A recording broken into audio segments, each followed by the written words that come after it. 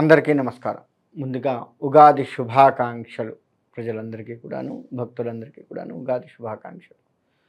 మనకి ఉగాది అని చెప్పుకుంటూ ఉన్నాం కానీ అసలు దాని పేరు యుగ ఆది. యుగ యుగ అంటే యుగము, ఆది అంటే ప్రారంభమైనటువంటి రోజు యుగాది.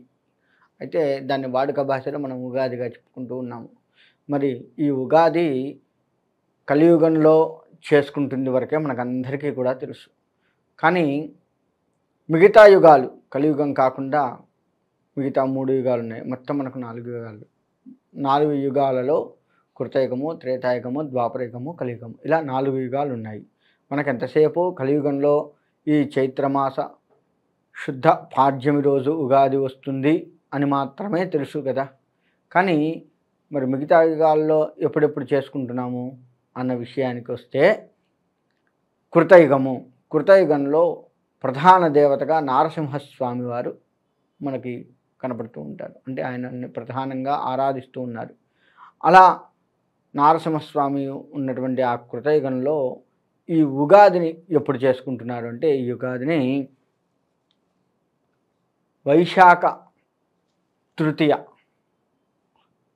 శుక్లపక్షంలో వచ్చేటువంటి వైశాఖ మాసంలో వచ్చేటువంటి తృతీయ వైశాఖ మాస శుక్లపక్ష తృతీయ నాడు ఆ యొక్క కృతయుగంలో స్వామివారికి ఆరాధిస్తూ ఉగాదిని జరుపుకుంటూ ఉన్నారు. మరి త్రేతాయుగంలో ప్రధాన దేవత రాములవారు. మరి ఆ రాములవారి కాలంలో ఉగాదిని ఎప్పుడు చేసుకుంటున్నారు అన్న విషయానికి వస్తే కార్తీక మాసంలో శుక్లపక్ష నవమి, కార్తీక మాస శుక్లపక్ష నవమి రోజు ఉగాదిని చేసుకుంటూ ఉన్నారు. అలా చేసుకుంటూ ఆ రాముడి ఆరాధన చేస్తూ తరించిపోతూ ఉన్నారు. మరి ద్వాపరయుగంలో ప్రధాన దేవత కృష్ణ భగవానుడు. మరి ఆ కాలంలో ఉగాదిని ఎప్పుడు చేసుకుంటున్నారు అన్న విషయానికి వస్తే ఆశ్వీజమాస శుద్ధ త్రయోదశి ఆ రోజున ఉగాది చేసుకుంటూ ఉన్నారు.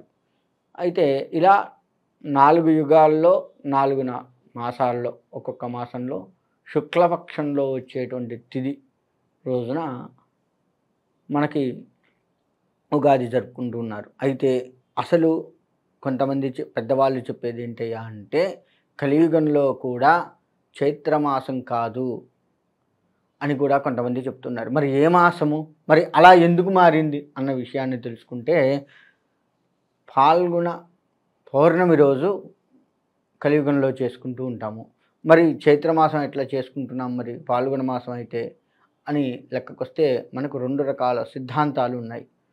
సూర్య సిద్ధాంతము, చంద్ర సిద్ధాంతం అని, సూర్యమానము చంద్రమానం అని 2 రకాలు ఉన్నాయి. మనం ఎక్కువగా చాంద్రమానంలో దాన్ని అవలంబిస్తూ ఉన్నాం. చంద్రమాన సిద్ధాంతాన్ని మాత్రమే ఎక్కువగా అవలంబిస్తూ ఉన్నాము కాబట్టి మనకి చైత్రమాస శుద్ధ పాడ్యమి రోజున ఈ యొక్క ఉగాది జరుపుకుంటూ ఉన్నాము. ఈ యొక్క ఉగాది ఈ సమయంలో మనకి ఇంకోటి విశేషం ఏంటయ్యా అంటే ఈ ఉగాది రోజు నుంచి అంటే చైత్రమాసంలో వచ్చేటువంటి ఉగాది రోజు నుంచి శ్రీరామనవమి రోజు వరకు కూడా 9 రోజులు వసంత నవరాత్రులు అని వస్తాయి.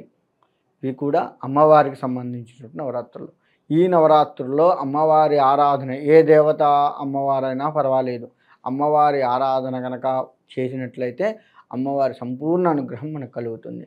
కాబట్టి ఈ ఉగాది రోజు నుంచి ఇటు అమ్మవారిని, మన కలియుగంలో ప్రధాన దైవమైనటువంటి వెంకటేశ్వర స్వామి వారిని ఉగాది రోజున ఆ వెంకటేశ్వర స్వామివారి దేవాలయానికి వెళ్ళడము, స్వామివారికి ప్రత్యక్ష నమస్కారాలు చేసుకొని చక్కగా మనకి షడ్రుచులు ఉన్నాయి. ఆ షడ్రుచుల సమ్మేళనంతో చేసినటువంటి ఆ ఉగాది పచ్చడిని భగవంతుడికి ముందుగా నివేదించుకొని ఆ తర్వాత ప్రసాదంగా మనం దాన్ని స్వీకరించాలి. అందుకే ఉగాది పచ్చడిని కూడా మనం పచ్చడి అన్న దాన్ని ప్రసాదంగా స్వీకరిస్తాము. కాబట్టి అలా భగవంతుడికి నివేదించింది మనం ప్రసాదంగా స్వీకరించి ఆ స్వామివారికి ఏమని దండం పెట్టుకోవాలి అంటే ఇప్పటివరకు నాకు అనేక రకాల ఒడిదుడుకులు వచ్చాయి స్వామి, ఈ సంవత్సరమైనా చక్కటి ధర్మ మార్గంలో నడుస్తూ నా యొక్క సంసార సాగరాన్ని దాటేట్లుగా చేస్తూ చక్కగా నీ యొక్క ధ్యానాన్ని నా కుటుంబము మన దేశము అందరం కూడాను నీ యొక్క ధ్యానంలో ఉంటూ ఈ యొక్క జీవితాన్ని చరితార్థం చేస్తూ ఉండు స్వామి అని చెప్పేసి మనకున్న కష్టాలన్నీ పోయేటట్లుగా చేయి స్వామి, ధర్మ మార్గంలో ఉండేటట్లుగా చేయి స్వామి అని చెప్పేసి ఆ స్వామివారిని వేడుకుంటూ మనము ఆ ఉగాది రోజు నుంచి ఆ సంవత్సరం మొత్తం కూడా బాగుండాలి అని చెప్పేసి స్వామివారిని వేడుకోవాలి. కాబట్టి ఆ విధంగా వేడుకుంటూ అందరం కూడా ధర్మ మార్గంలో నడుస్తూ భగవత్ భక్తిని పెంపొందించుకుంటూ ఉండి ఆ యొక్క వెంకటేశ్వర స్వామివారి ఆశీర్వచనం సంపూర్ణంగా కలగాలి, అందరికీ కూడా మంచిగా అందరూ కూడా సుభిక్షంగా ఉండాలి అని చెప్పేసి కోరుకుంటూ సెలవు తీసుకుంటాం.